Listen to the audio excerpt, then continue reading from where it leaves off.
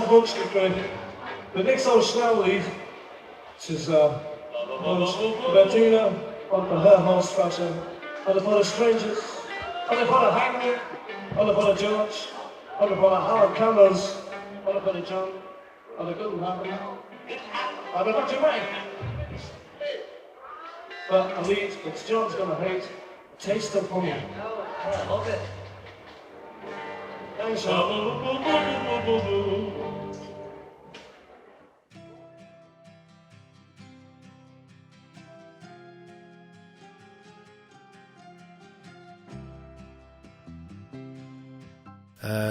They stayed in their most luxurious hotel on that final trip in December '62, the Hotel Pacific. It's still there, and you can go and stay there yourself for not that much a night, but it's the best accommodation they had in the city to date. Yeah. But the fifth trip to Hamburg, this final one, December '62, was the one that they really did loathe. The letters home that they wrote back to England that we know of, they are complaining. George in particular complaining about it. We've had enough of this. We're fed up. Can't we just go home?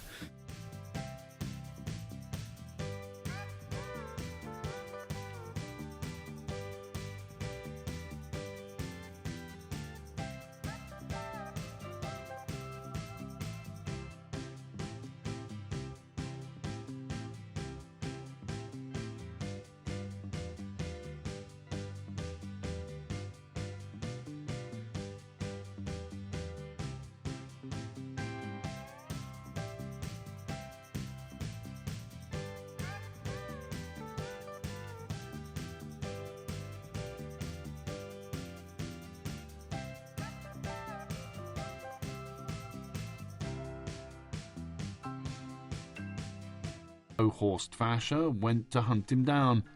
In the spring, he'd felt the need to urinate on John while he was fickte a Fräulein. This time, finding John receiving oral sex in a backstage toilet cubicle, he doused the hot couple in ice-cold water from an adjacent shower. John came bursting out of the stall in a raging temper, and Fascher ordered him to get out there and work. John tore the toilet seat off its hinge and went on stage dripping wet, in Beatle boots, underpants, and around his neck, the toilet seat.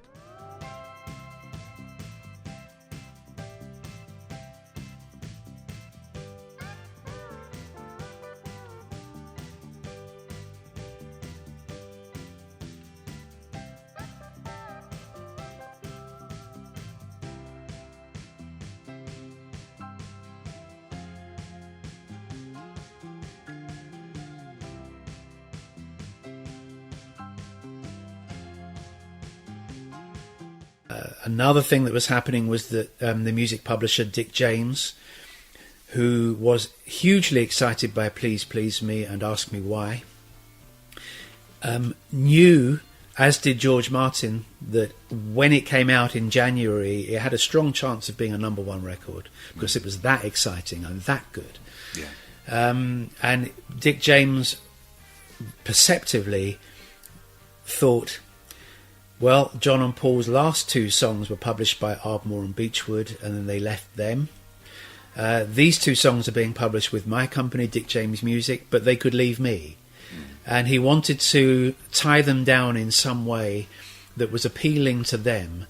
And already in late '62, ahead of the release of Please Please Me, he and Brian Epstein are discussing the formation of a music publishing company exclusively for Lennon and McCartney, or McCartney-Lennon songs. And so that was the initial contract for that was being drafted whilst the Beatles were in Hamburg. And I said, what I would like to do is to set up a company in which they, meaning John and Paul and Brian, whoever, they would agree among themselves, they would have 50%, my company would have 50%, we'd have a 50-50 venture in which John and Paul would be signed exclusively to that company so that they would receive their writers' royalties and a percentage, whatever they agreed among themselves, that much percentage of the equity, to the extent of 50% shared between them.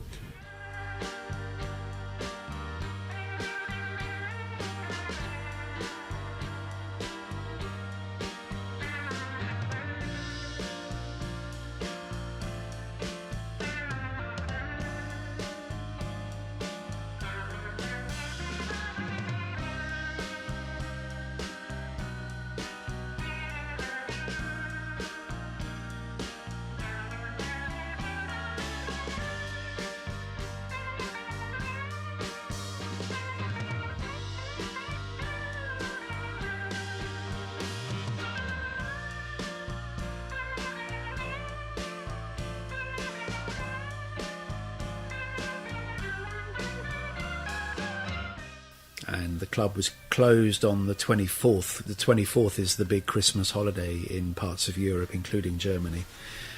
And so it was closed on that day. So their final 14 days, actually, they only played 13 of them. And there are different reports on what they actually did to celebrate Christmas. There's an account of George being at the Seamen's Mission, where they did a kind of British Christmas lunch. And I think it's the minister at the Seamen's Mission, because there was a religious aspect to it, said that before they should say grace, and George said, "Thank God for all the food." And apparently the minister said, "If there's any more of that, you're all getting out. I'll chuck you out." But there's also an account of Paul has a reminiscence of being at a girlfriend's house for a German family Christmas, and him seeing this big, it's in my book, him seeing this big bowl of white stuff, which he assumed, I think, to be mashed potato, and he put a great dollop of it on his plate, and everyone was looking at him very strangely, and it turned out to be horseradish sauce. Yeah. And he didn't want to intimate or betray that he didn't realise what it was, so he ate the whole mound of horseradish sauce, which must have been awful. He always remembered that as the worst Christmas he had ever had. And apparently they also, how they divided themselves into so many parts, I'm not sure, but they ended up at the Faschers for Christmas lunch as well, with Mama Fascher cooking them this great feast of some kind in a cauldron in which she usually washed their underwear and shirts. It just sounds horrendous.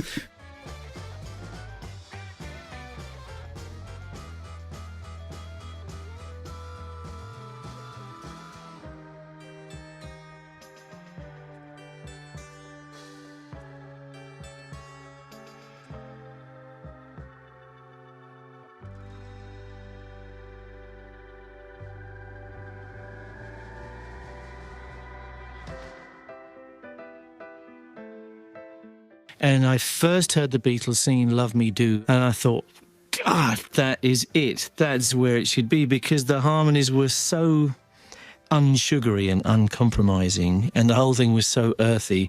It just seemed like a door opened, and I thought, God, these guys are something to watch. Love Me Do came on the radio. Isn't it funny? I don't know where I was when Kennedy died, to be honest. I haven't got a clue. Not a clue. And I knew exactly that. I remember that situation with hearing Love Me Do. And it just, again, it was like anything you heard, like Heartbreak Hotel for the first time. It just had something about it. Maybe a group vibe or something, you know. But Love Me Do, it was that harmony, you know, the descending little line, and just the shape of it, and just the sort of mood of it. Love, love me do. And the voices, you know, the harmony descending on top. It just nails you right between the ears, you know.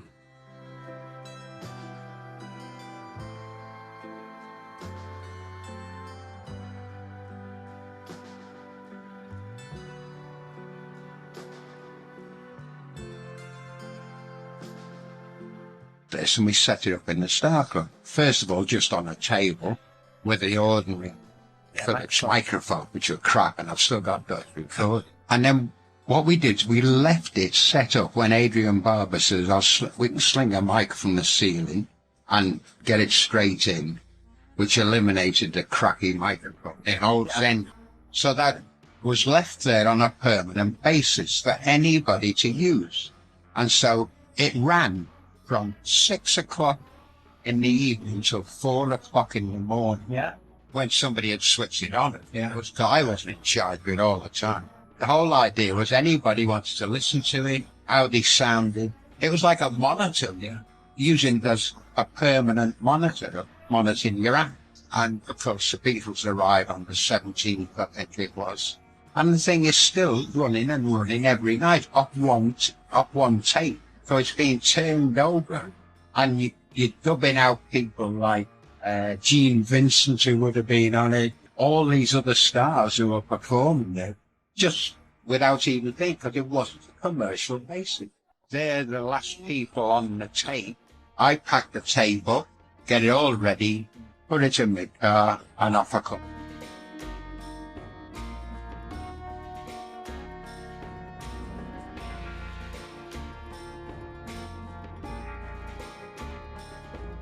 It was New Year's Eve, 62, 63. That were the last time when the Beatles played in Hamburg. And in the morning when the club went empty sometimes, I asked them, I said, can I join a little bit? I want to sing, because I always love to sing, you know. But I was always shy to sing on stage when people were there.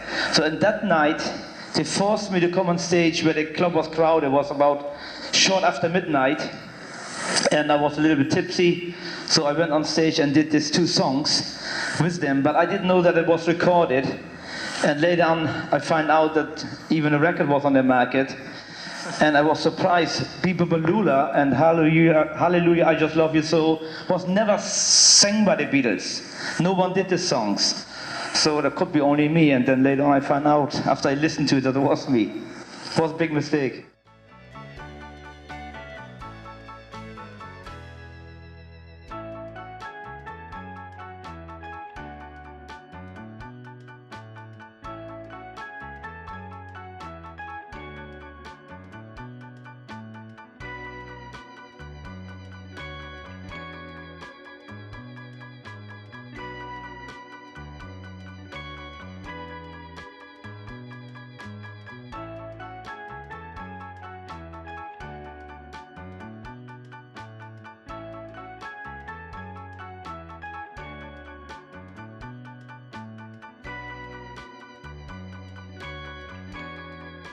The Beatles were being turned down by American record companies whilst they're in Hamburg on this final time.